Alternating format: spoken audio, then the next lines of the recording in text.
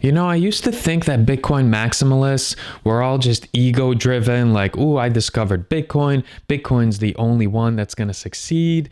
Everything else is just garbage because Bitcoin's the original and they're like the gatekeepers to the ingenuity in the cryptocurrency space.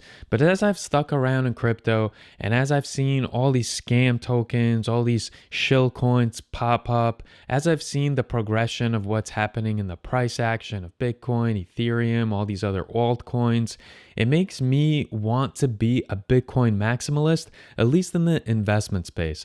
So let's first cover what a Bitcoin maximalist stands for. So they basically believe that Bitcoin is superior to all the other altcoins, tokens, and arguably fiat. They feel that Bitcoin is decentralized truly and has a publicly distributed ledger. They feel that Bitcoin is already used all over the world and it's achieving what Satoshi Nakamoto had for his vision for crypto. And they feel like all the other cryptos just detract and slow down Bitcoin's progress. And they also erode the trust in investors and other people that champion cryptocurrencies. And by the way, we have to realize that investments, the price of something, it's not the end goal in crypto, right? Bitcoin was created by Satoshi Nakamoto because he wanted a peer-to-peer system, a way to send electronic cash where it doesn't have to go through a financial institution or a government or anything like that, and where trust is built by simply having a blockchain. And so the beauty in Bitcoin lies in its simplicity, and it also lies in the fact that the whole world now uses Bitcoin. It is the only global currency, arguably. Some people will say it's the US dollar. Some people will argue that still people just get Bitcoin because they feel it will appreciate in price so they could sell it for the US dollar so they could actually have wealth. However, Bitcoin maximalists feel that in the end, Bitcoin will win out. And actually, there's a sect of Bitcoin maximalists that are extremists, and rather just believe and espouse the views that Bitcoin is the greatest, they actually go ahead and mess with the networks of the other altcoins. Some of the Bitcoin maximalist extremists are behind the collapse of some of the tokens and shill coins, allegedly, because they go ahead and they spot weaknesses and they go and capitalize on the weaknesses and take down the entire shitcoins, altcoins. And although me personally, I champion a free market. I think the competition is good. If there are other cryptos like Ethereum, Solana, Cardano, these are good to keep the Bitcoin community on their toes and to go ahead and continue to evolve what Bitcoin is. For instance, when Bitcoin started out, it didn't have any promise as far as the ability to use smart contracts. But because of the success of Ethereum and a lot of the other tokens that do have capability for smart contracts, Bitcoin is now moving towards that as well. Also, scalability is a huge issue for Bitcoin. It's not like Visa, which can process a tremendous amount of payments very, very quickly. Bitcoin takes a while. And so what is happening is that Bitcoin is looking for a fix for that problem. And Bitcoin maximalists believe that all the other altcoins, they exist because they're trying to solve a problem that Bitcoin currently has. But they believe that in the long run, Bitcoin will resolve all its problems, and it's only necessary for just Bitcoin to exist.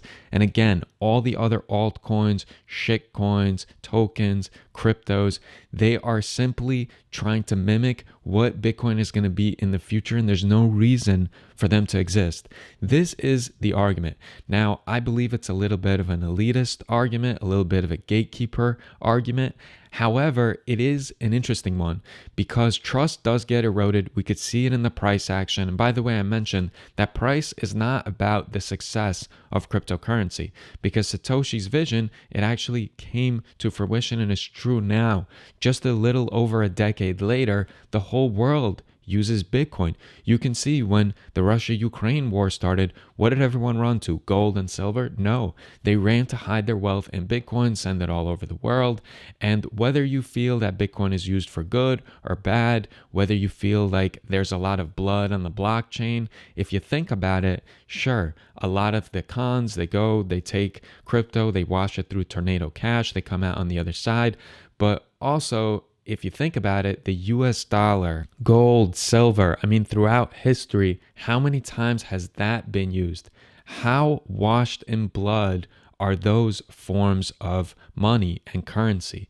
And so you can't just say that Bitcoin and crypto has allowed criminals to be criminals, because that's always existed. Criminals will always find a way to be criminals. And speaking of which, I studied Ponzi a lot, and the interesting thing about the Ponzi scheme, which was obviously where Charles Ponzi in the 1920s figured out a way to create this giant scheme revolving around return postage from the postal office that was able to be used all over the world. And he felt that this was the first international worldwide currency, and he's gonna go ahead and execute arbitrage on it. And he sold this idea to many people. He promised like 50% returns. It was insane. But something interesting happened. When he was running a scheme, he opened up offices all over the United States. And con men recognize con men, right? Game recognizes game. It takes a criminal to know a criminal. And so they knew that this was a con, a lot of the other con men, and they set up shops as well, pretending to be a part of the Charles Ponzi ecosystem. And so they had offices set up themselves. And Charles Ponzi knew about this, but he couldn't go ahead and turn them into the authorities, because if he said, listen, this is a con because what they're promising is not possible and yada yada, he would be explaining his own business model and telling them that it's a con.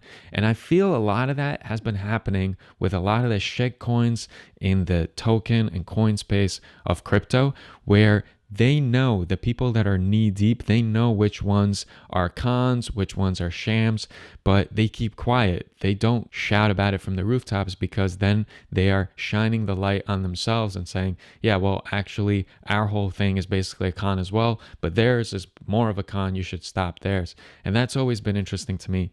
But I digress. What I really want to ask you guys is, do you think a Bitcoin monopoly would have been or would be going forward healthy for the cryptocurrency space? And also, if you follow this channel, that I've been screaming that Bitcoin's going to drop to $12,500, Ethereum's going to drop to $825, and that's where my limit orders are.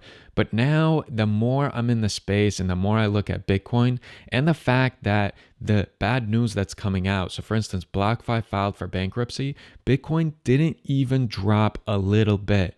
And usually, if you look at the stock market, that's what dictates the bottom. When bad news comes out, but the stocks don't drop anymore because they've just been completely sold off, and all the people that wanted to bail ship already bailed the ship, and they still believe in their holdings, so they just hold.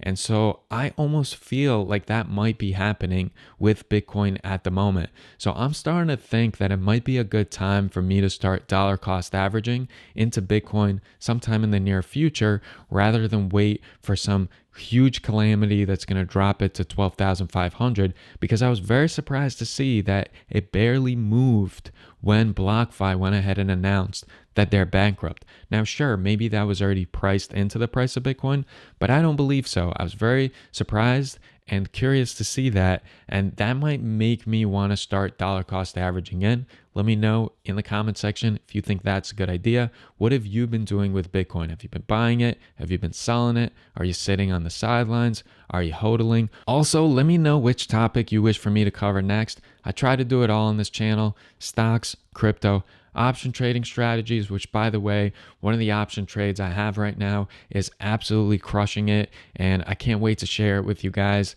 I'm hoping that it continues to do so. It might be my biggest gain of all time, actually, and I look forward to sharing that with you guys in the next couple of weeks. With that being said, I appreciate you all for watching this channel, for supporting the content, and I will see you in the next one.